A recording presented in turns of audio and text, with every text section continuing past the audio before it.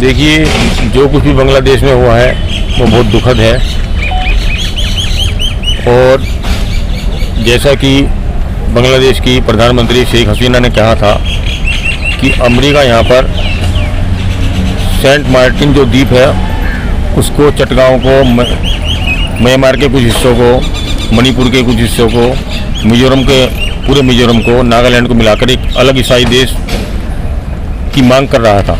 और Saint Martin द्वीप की मांग उसने इसीलिए की थी कि एक अलग ईसाई देश इस भूभाग पर पहली बार बनाया जाए, जिसको शेख हसीना ने नकारा। तो उसका असर पूरी दुनिया ने देखा ही है, क्या हश्र हुआ है। किंतु उसके बावजूद भी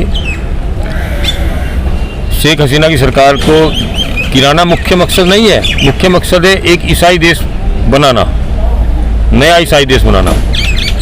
उसी को लक्ष्य करते हुए ये जो हिंदुओं का नरसंहार हुआ, ये सब CIA के एजेंट हैं। ये सब कोई बांग्लादेशी मुस्लिम, कंधा मुस्लिम का है, किंतु बंदूक, छुरा, हथियार, बलात्कार सब अमेरिका के कहने पर हो रहा है। सब ये फंडिंग पूरी। और इसका मुख्य मकसद यही है कि भारत को उकसाया जाए, और भारत उकसाने पर बांग्लादेश पर हमला करे। और ऐसी परिस्थिति में आप देखते ही हो कि बांग्लादेश की जो शेख हसीना है उसके खिलाफ पूरा अमेरिका है ही। उसने, ब्रिटेन और अमेरिका ने उसको शरण देने से भी इनकार कर दिया। तो ऐसी परिस्थिति में अमेरिका, इस युद्ध में अमेरिका बांग्लादेश के साथ खड़ा होगा। और ये कोई मुश्किल नहीं है कि जो इनका महत्वाकांक्षी सपना है कि ईसाई देश बनाना, यदि भारत हमला करता है तो एक युद्ध होगा। युद्ध में अमेरिका हो सकता है म्यांमार का हिस्सा, तुम्हारा म्यांमार छोड़ो, मणिपुर, मिजोरम, नागालैंड, सेंट मार्टिन, चटगांव, इन सबको मिलाकर एक अलग ईसाई देश बनाने में कामयाब हो जाए। इसी साजिश के तहत ये जो हिंदुओं का नरसंहार है, हिंदुओं पर हमला है, ये सब किया जा रहा है। ठीक है, सरकार को क्या करना चाहिए ऐसे मामले में? हाँ, भारत सरकार को करना चाहिए इसमें।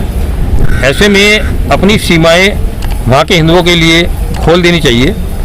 और अमेरिका का जो ये सपना है, ये सीमाएं खोलने के बावजूद ये पद्मा नदी है, उसके इस पार का पूर्वी तरफ का इलाका है, उससे ही हमारे मेघालय की सीमा लगती है, मिजोरम की सीमा लगती है, त्रिपुरा की सीमा लगती है, मणिपुर की सीमा लगती है। इन सब सीमाओं में बांग्लादेश के हिंदुओं को शरण देनी चाहिए। और वहाँ पर जो ईसाई बहुल क्षेत्र हो गया है ये पूरे राज्य, जब वहाँ हिंदुओं की जनसंख्या, मणिपुर की जनसंख्या कितनी, 10 लाख, मिजोरम की जनसंख्या कितनी, 30 लाख, वहाँ पर 30-40 लाख, 50 लाख हिंदुओं को बसाना चाहिए। और यहाँ पर अमेरिका का सपना धूमिल करने का इससे बड़ा मौका नहीं है। भारत को बांग्लादेश के हिंदुओं के लिए अपने मेघालय की सीमाओं के, मणिपुर की सीमाओं के, मिजोरम की सीमाओं के बॉर्डर खोल देने चाहिए। एक साजिश कम नहीं है। हम लोग 10-20 लोग खड़े हैं, इनमें कितने CIA के एजेंट आप पहचान भी नहीं सकते हो। ये जो हो रहा है सारा बांग्लादेश में कर्म, और इसमें सभी लोगों के, फारूक अब्दुल्ला का बयान आया है कि अत्याचार, तानाशाही कब तक चलेगी। ये तुम्हारा संजय सिंह अलग बोल रहा है, ये तुम्हारा जितने भी लोग हैं, भगवत मान अलग बोल रहा है। मैं भी CIA के एजेंट है क्या इन लोगों में भी? ये सारे CIA के एजेंट हैं। ये पूरा संजय सिंह CIA का एजेंट है। बिल्कुल, आम आदमी, पूरी आम आदमी पार्टी। सर, हम राजनीति पे नहीं जाएंगे। हम ये राजनीति नहीं है, ये देश रक्षा का मामला है। मेरे भगवान श्री कृष्ण ने बताया वो रणछोड़ जी भी कहलाए हैं। कई बार युद्ध से भागना पड़ता है। भाग के लिए सबसे अच्छा तरीका है कि बांग्लादेश के हिंदुओं को भारत के जो पूर्वोत्तर के ईसाई बहुल राज्य हैं उनमें शरण दो। और उसके बाद यदि युद्ध होता है तो हमारा हिंदू तो सेफ है। उसके बाद यदि बांग्लादेश से युद्ध होता है तो हमारा हिंदू रण छोड़ के जा चुका है, वो सुरक्षित है।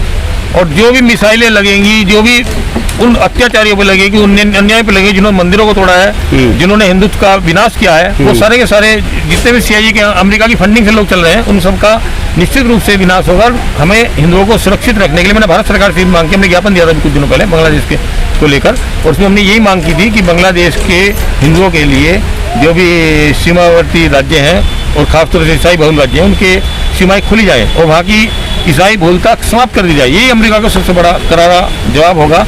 और ये तमिल का जो वो था प्रभाकरण, वो तो खुद ईसाई था, उसके बच्चे एंथोनी थे, मरने के बाद दफनाए गए हैं। उनको हिंदू से जोड़ना, ये सब अमेरिका के लोग हैं।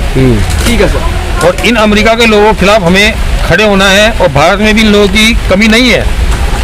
आपको आश्चर्य होगा कि जयप्रकाश नारायण, जिसको लोग समझ नहीं सके, वो सीआईए की साजिश के तहत ही उसने ये जो आंदोलन, छात्र आंदोलन चला था। इंदिरा गांधी का कहना उस समय यही था कि जयप्रकाश नारायण सीआईए का एजेंट है। और मैंने जब जयप्रकाश नारायण को ठीक ढंग से पढ़ा तो जो पुरस्कार रोमन मैग्सेसे पुरस्कार जो अन्ना हजारे को मिला, तुम्हारा इसको अरविंद केजरीवाल को मिला, वही पुरस्कार जयप्रकाश नारायण को मिला था। और ये सब मतलब एक बहुत बड़ी साजिश है इस देश को तोड़ने की।